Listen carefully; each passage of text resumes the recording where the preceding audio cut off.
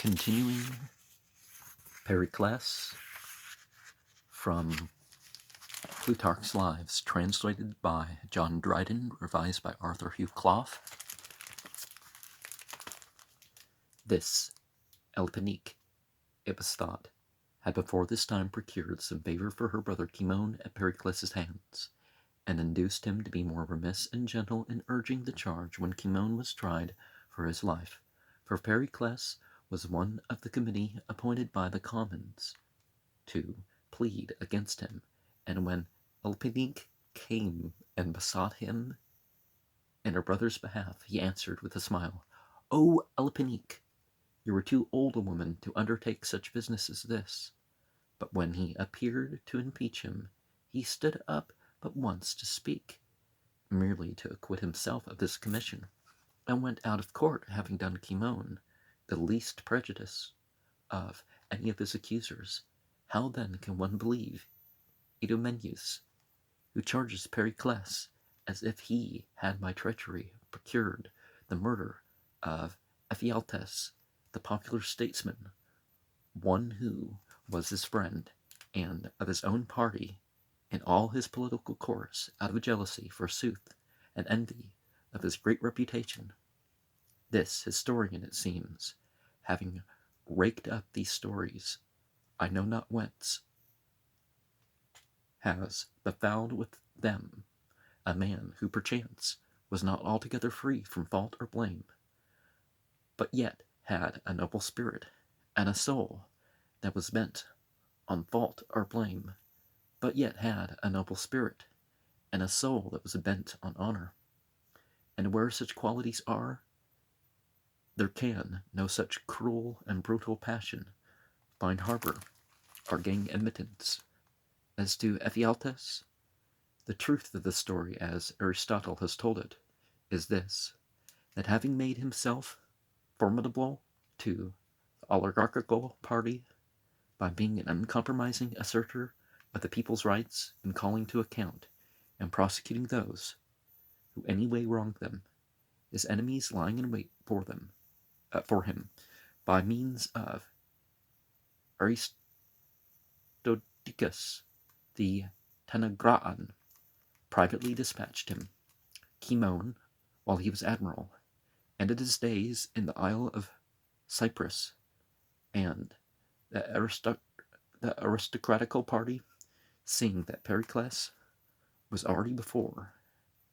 this grown to be the greatest and foremost man of all the city, but nevertheless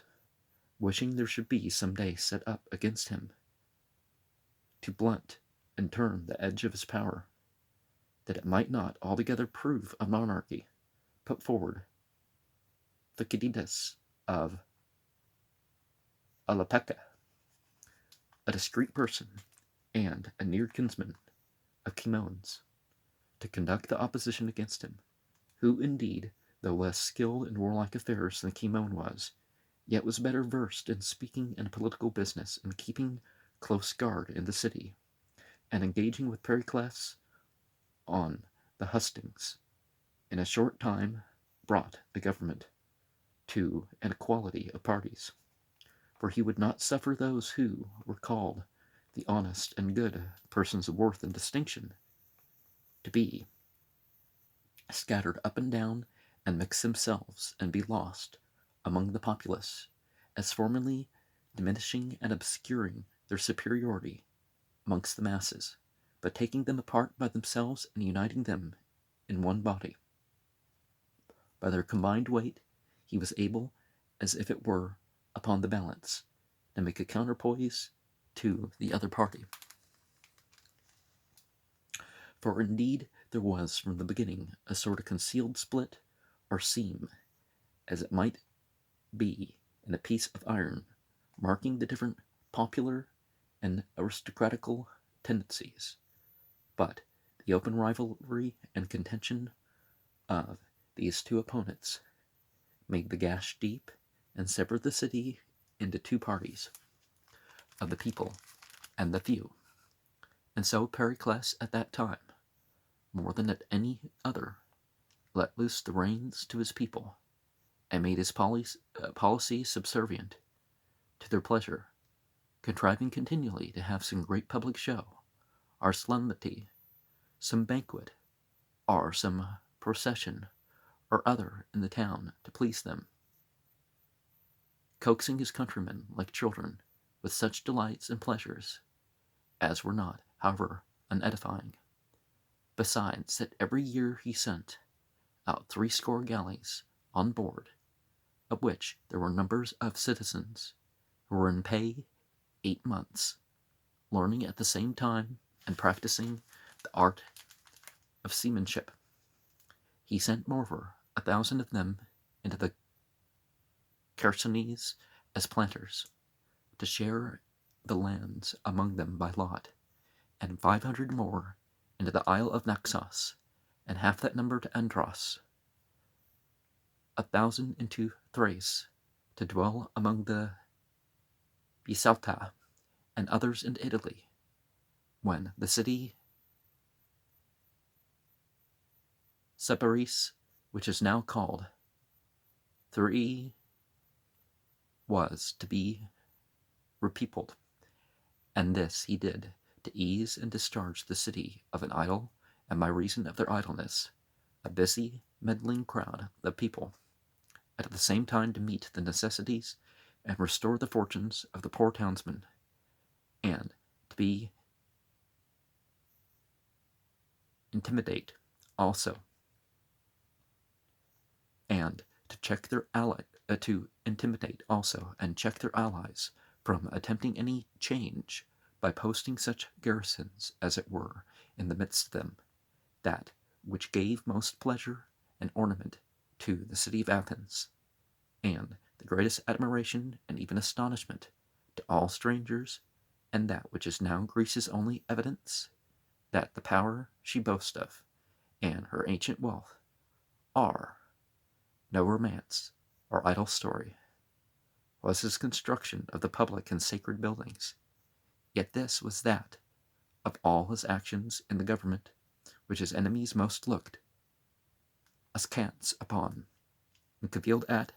in the popular assemblies,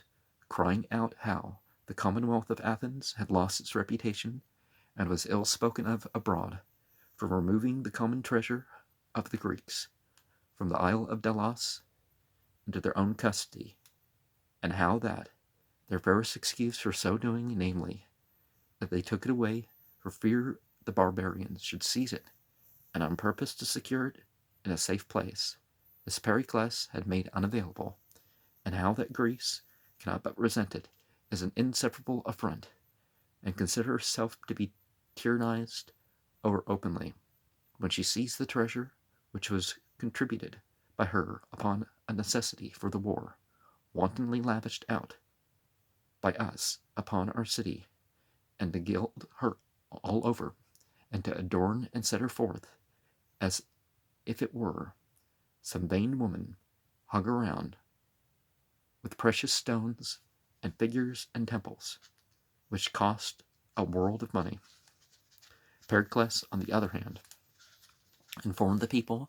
that they were in no way obliged to give any account of those moneys to their allies, so long as they maintained their defense, and kept off the barbarians from attacking them, while in the meantime they did not so much as supply one horse, or man, or ship, but only found money for the service, which money, said he, is not theirs that give it, but theirs that receive it. If it so be, they perform the conditions upon which they receive it, and that it was a good reason that now the city was sufficiently provided and stored with all things necessary for the war, they should convert the overplus of its wealth to such undertakings as would hereafter, when completed, give them eternal honor, and, for the present, while in process,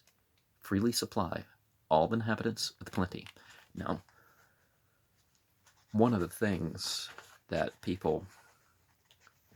may not quite get is that rather than installing statues and whatnot, it's the human being that we're supposed to put ourselves in the temple, and therefore connect directly ourselves rather than projecting it upon objects of power per se. If I ever have something physical being shown, I'm not taking it as a deity or that has some, it's not, none of these things I have are charms or any of that.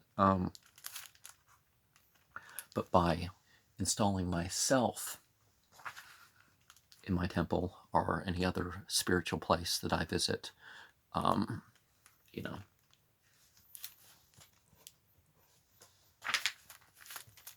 then I make the myth about myself,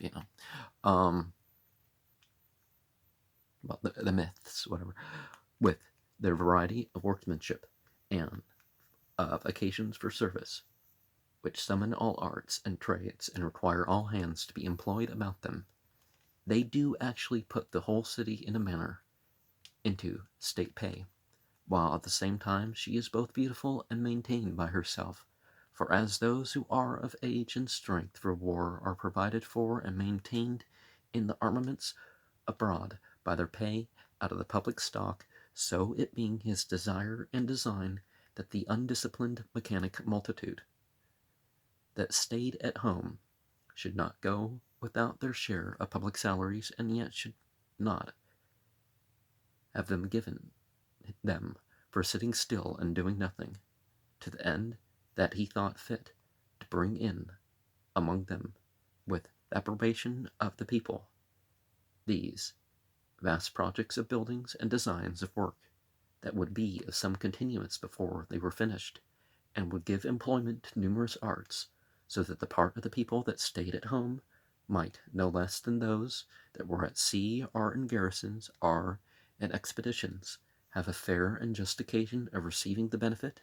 and having their share of the public moneys. The materials were stone, brass, ivory, gold, ebony, cypress wood, and the arts or trades that wrought and fashioned them were smiths and carpenters, molders, founders and braziers, stone cutters, dyers, goldsmiths, ivory workers, painters, embroiderers, turners, those again that conveyed them to the town for use, merchants, merchants and mariners, and shipmasters by sea and by land, cartwrights, cattle breeders, wagoners, rope makers, flax workers, shoemakers, part of the word's missing, I think it's makers, and leather dressers, road makers, miners, and every trade in the same nature as a captain in an army has a particular company of soldiers under him,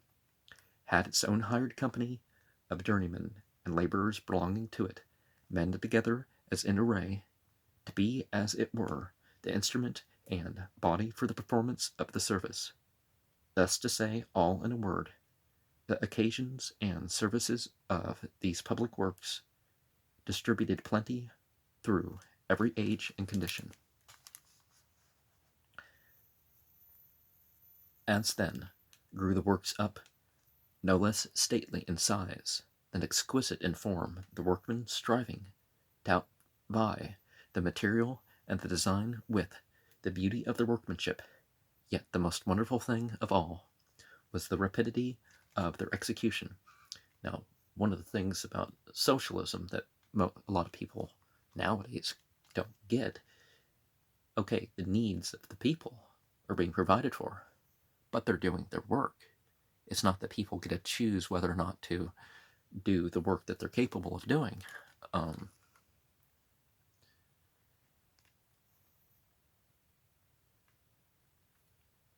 Undertakings, any one of which singly might have required, they thought, for their completion several successions and ages of men, were every one of them accomplished in the height and prime of one man's political service, although they say too that Zeuxis,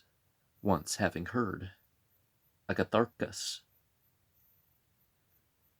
the painter, boast of dispatching his work with speed and ease, replied, I take a long time, for ease and speed in doing a thing do not give the work lasting solidity our exactness of beauty, the expenditure of time allowed to a man's pains beforehand. For the production of thing is repaid by way of interest with the vital force of the preservation when once produced, for which reason Pericles' works are especially admired, as having been made quickly to last long, for every particular piece of his work was immediately, even at that time, for its beauty and elegance, antique, and yet in its vigor and freshness looks to this day as if it were just executed. There is a sort of bloom of newness upon those works of his, preserving them from the touch of time, as they had some perennial spirit and undying vitality mingled in the composition of them. Phidias had the oversight of all the works, and was surveyor general, though upon the various portions other great masters and workmen were employed, for Callicrates and Ichthnas built the Parthenon, the chapel at Eleusis, where the mysteries were celebrated, was begun by Coroebus, who erected the pillars that stand upon the floor or pavement, and joined them to the architraves, and after his death, Metagenes of Zapete added the frieze and the upper line of the columns. Xenocles of Calargus roofed or arched lantern on top of the temple, a Castor and Pollux, and the long wall, which Socrates says he himself heard Pericles propose to the people, was undertaken by Callicrates. This work Cratinus ridicules as long in finishing. 'Tis long since Pericles, if words would do it, talked up the wall, yet adds not one mite to it. The Odium, or music room, which in its interior was full of seats and ranges of pillars, and outside had its roof made to slope and descend from one single point to the top, was constructed, we are told, in imitation of the King of Persia's pavilion. This likewise by Pericles' order, which Cratinus again, in his comedy called The Thracian Women, made an occasion of raillery. So we see here Jupiter long plate Pericles appear. Since ostracism time he's laid aside his head, and wears the new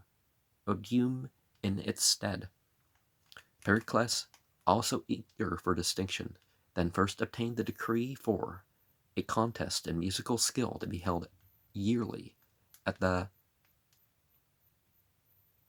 Panathenaa,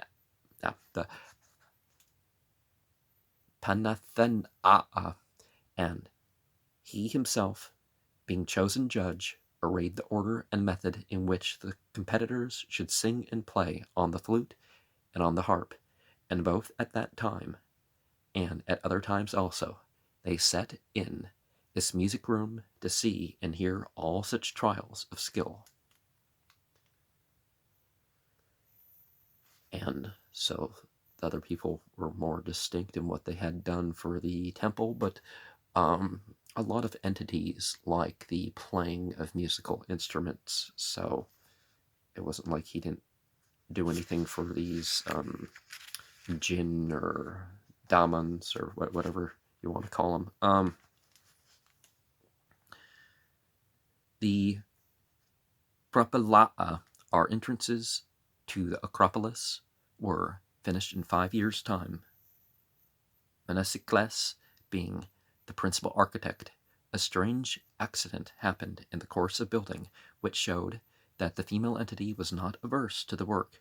but was aiding and cooperating to bring it to perfection. One of the artificers, the quickest and the handiest workman among them all, with a slip of his foot, fell down from a great height, and lay in a miserable condition, the physicians having no hope of his recovery. When Pericles was in distress about this, Minerva appeared to him at night in a dream, and ordered a course of treatment, which he applied, and in a short time, and with great ease, cured the man, and upon this occasion it was that he set up a brass statue of Minerva, surnamed Health, in the citadel near the altar, which they say was there before, but it was Phidias who wrought the female entity's image in gold, and he had his name inscribed on the pedestal as the workman of it, and indeed the whole work in a manner was under his charge, and he had, as we have said already, the oversight over all the artists and workmen, through Pericles' friendship for him, and this indeed made him much envied, and his patron shamefully slandered, with stories as if Phidias were in the habit of receiving, for Pericles' use,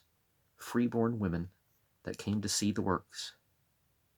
The comic writers of the town,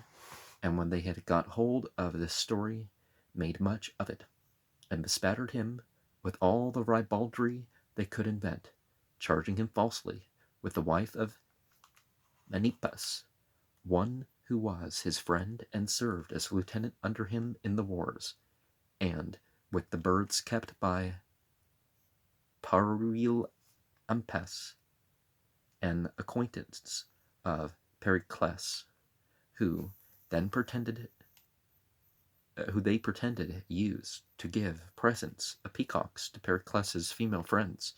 And how can one wonder at any number of strange assertions from men whose whole lives were devoted to mockery, and who were ready at any time to sacrifice the reputation of their superiors to vulgar envy and spite, as to some evil genius, when even Stesimbrotus the Thracian has dared to lay to the charge of Pericles a monstrous and fabulous piece of criminality with his son's wife. So very difficult a matter is it to trace and find out the truth of anything by history, when on the one hand those who afterwards write it find long periods of time intercepting their view, and on the other hand the contemporary records of any actions and lives, partly through envy and ill will, partly through favor and flattery, pervert and distort truth. When the orators who sided with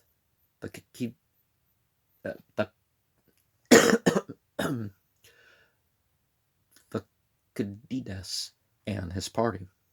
were at one time crying out, as their custom was, against Pericles, as one who squandered away the public money and made havoc of the state revenues, he rose in the open assembly and put the question to the people, whether they thought that he had laid out much, and they saying too much, a great deal. Then said he, since it is so, let the cost not go to your account, but to mine, and let the inscription upon the buildings stand in my name. When they heard him say thus, whether it were out of a surprise to see the greatness of his spirit, or out of emulation of the glory of the works, they cried aloud, bidding him to spend on and lay out what he thought fit from the public purse, and to spare no cost till all were finished. At length, coming to a final contest with Thucydides, which of the two should ostracize the other out of the country, and having gone through this peril, he threw his antagonist out, and broke up the confederacy that had been organized against him, so that now all schisms and division being at an end, and the city brought to evenness and unity, he got all Athens and all affairs that pertained to the Athenians into his own hands, their tributes, their armies, and their galleys, the islands, the sea, and their wide extended power, partly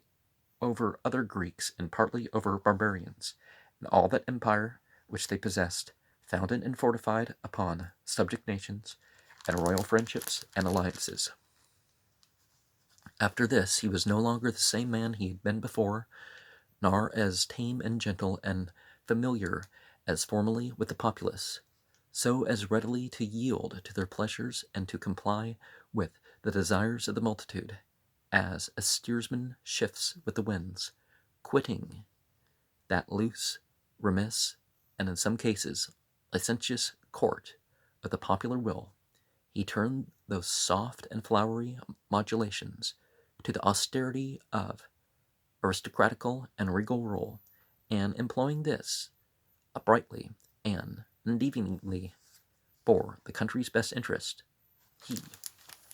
was able generally to lead the people along with their own wills, and sometimes too urging and pressing them forward extremely against their will. He made them, whether they would or no, yield submission to what was for their advantage, in which, to say the truth, he did, but like a skilful physician, who in a complicated and chronic disease as he sees occasion, at one while allows his patient the moderate use of such things as please him, at another while gives him keen pains and drug to work the cure.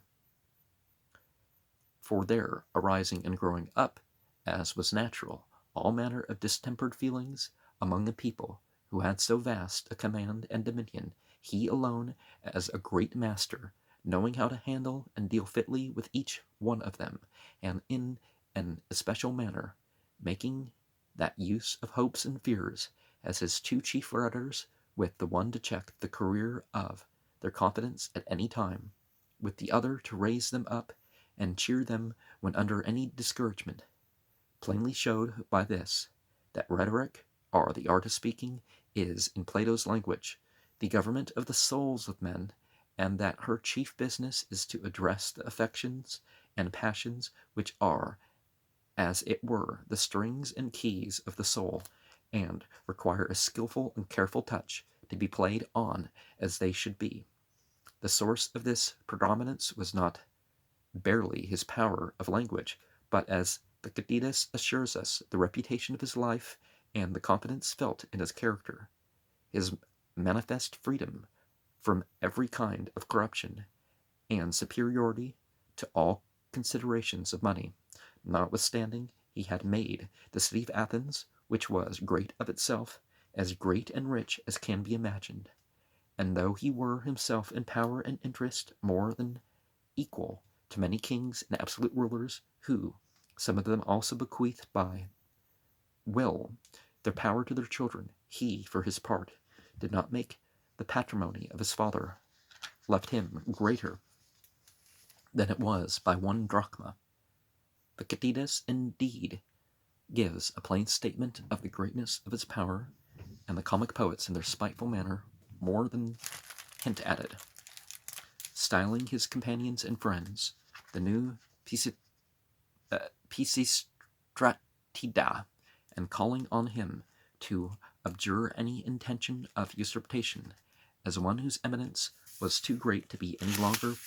proportionable to and compatible with a democracy or popular government. And Teleclides says the Athenians had surrendered up to him the tribute of the cities,